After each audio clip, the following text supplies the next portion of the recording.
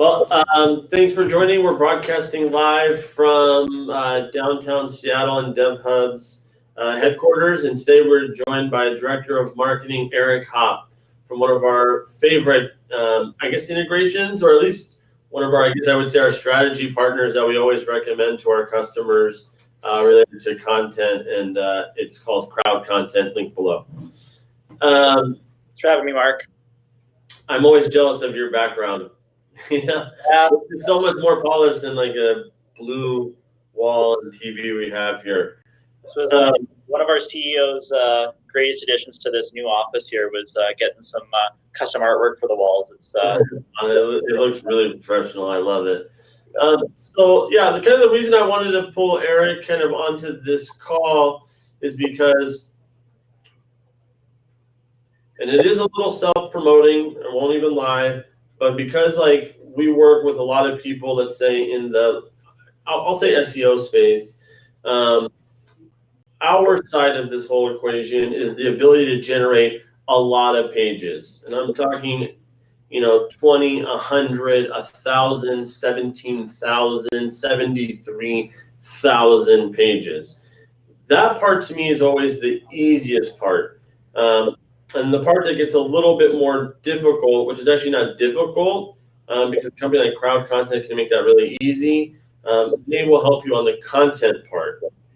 And so before both of our parts, you've already at this point done the research on keywords and all the other tools out there using SEMrush or Moz or Ahrefs, and doing all that keyword research. You've done that.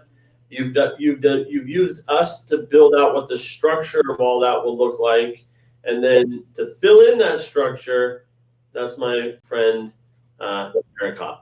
Is it Hoppe? Hoppe, but is it really Hoppe? It's Hoppe, but no one gets it right. Don't worry. The second P's in there for a reason. I get it a lot too. You were closer than the Hope people. Thanks for that intro, Mark. And I just I had a little smirk there when you said that publishing 70,000 pages is easy. That's when you got a good product. Then, hey. Yeah. The question we always get after 70,000 is like, well, who's publishing 70,000? And so my answer to that is always like, well, it's like a large real estate firm, right, or a large insurance company with agents or areas that are being served. And again, you can publish really light kind of pages, or you can publish pages that have more relevancy to who's searching, aka why they need to use, basically something like you guys. Yeah, absolutely. So, it's interesting because you guys definitely, help these enterprise level SEO focused folks get all of these pages live. We're kind of on the other side of the equation where we are creating all that content, and really, I think in most cases, especially in the real estate example that you cited, a lot of times they're doing some form of location pages, whether that's city pages or if they're doing pages for individual advisors or realtors. But they're just creating, like you said, like 70,000 pages. Where we kind of specialize is working with these brands really to take their preliminary SEO research. So like you said, they've got their keywords, they know what every city page needs to have from an SEO point of view. But the really interesting thing these days is, Google is looking for an exceptional level of quality in the content you put on your pages.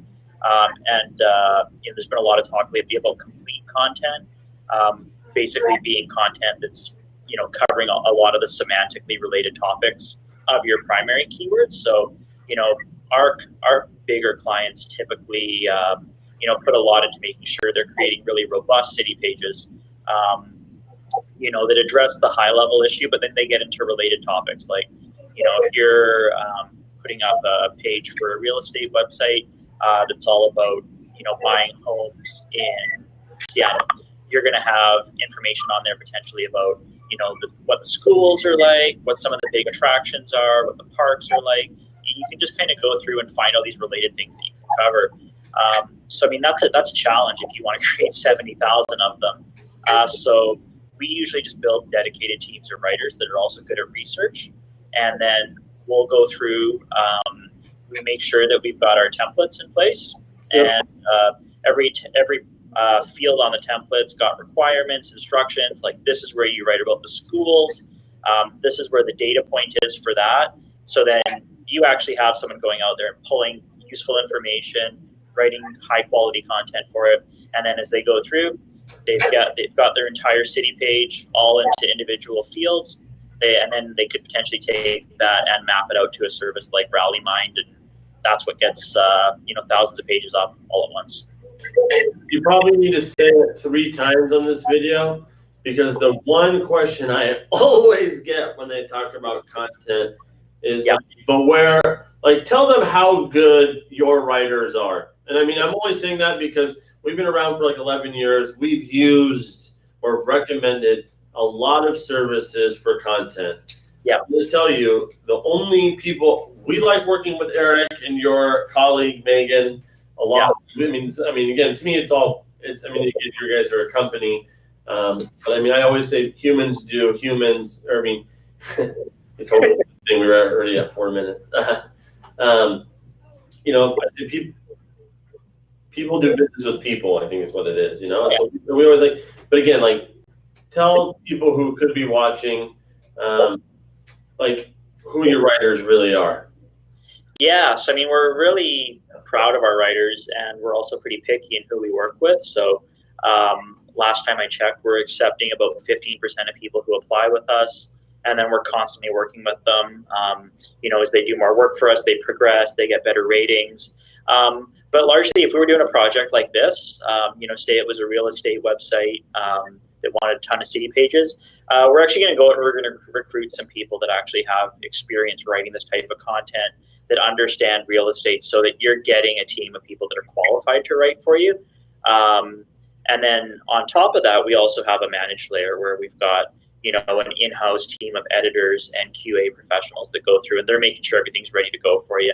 And that's really how we're able to get that quality so high, is that process. Because that's one of the pitfalls that we've seen a lot of companies run into is, when you're creating pages at the volume you have, if you get 1,000 pages back and they all need editing, that's just going to destroy your in-house team's capacity. Or, you're going to take months to do something that you might have done in a couple of weeks if the content came back the way it was supposed to. I mean, 100%. Like I always say, like, when people talk to us about SEO, we had like a pretty big agency last week. They're like, well, we just want to use your guys' software, don't tell us blah, blah, blah. Isn't our money as green as anyone else's?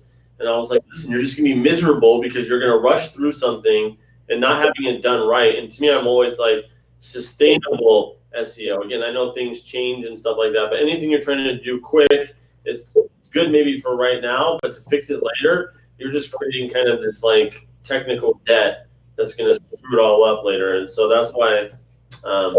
For sure. And if you publish stuff that's not high quality, it's probably not going to rank well to begin with. Very well, depending on the competitive landscape, but it's probably not going to be much value to readers. So they're just going to bounce off your pages, even if they do hit there, and they're not going to convert. And like, you're leaving yourself up to get beaten by your competition down the road too, right? Because if they come in and do the content right, your page isn't going to stack up at all. So like, really just taking the time and effort to do it right the first time, it just sets you up in so many ways. Okay, and again, this is kind of like an intro video. I think we'll probably do a bunch more kind of like series. The other, like, let's just between you and I real quick, just name off a couple like industries or verticals that you've seen or that we've seen, like, who are taking kind of enterprise SEO serious. I'll start with one until one of us runs out of one. Sure. Hospitality. Hospitality, you mean like hotels and all of them. Yeah, hotels, airlines, cruise lines. That's one we've seen. What's the one you've seen? Real estate. Insurance. Retirement homes. Yeah, that's a good one. In a weird way, that I would also add to that one, like healthcare in general. Yeah, like that one might be not considered healthcare, but still kind of in that realm. Yeah, that's a good one, actually, you just said. Yeah. And then obviously you can fit a lot into there too. I mean, we've seen it all, even with manufacturers, distributing at the local level in terms of creating, how their products are being used in different geographies. We've seen also kind of in that insurance/banking/financial services type companies with big reaches too. A lot of those. Let's see what else. I mean, hospitality is pretty big. I'm not gonna lie, because it's we've seen it a lot with rehabilitation centers as well. That's kind of under healthcare. Car rentals, which is, I guess, under travel as well. The categories are kind of big because we're all thinking obviously the companies that we work with. But yeah, you're right. Yeah, there's a lot, But again, like I would just encourage anyone who watches this video, there's a link below to CrowdContent, a link below to us, and again, like at the end of the day, like to me, it's always consultative than it is sales. So feel free to ask like any questions. No question is. I mean, we've been around, and we're always learning. So it's like, feel free to ask. Like, don't even think twice about like, oh, they're just going to try to sell me. Like, you can ask anyone here. Like, we don't. And we always say 10% of the people we actually talk to need us anyway. So you have nothing to worry about to ask a question. So same thing over here. So definitely would love to hear from anybody that just wants to chat too. Cool. I think that's it. How's the weather in Victoria? It's sunny, and I'm hoping and guessing probably pretty similar to Seattle. It is. Again, as long as we're alive on Earth on this internet, Last time I checked, yeah. Yeah, cool. All right, thanks, Eric. All right, thanks, Mark. Have a great day. See you.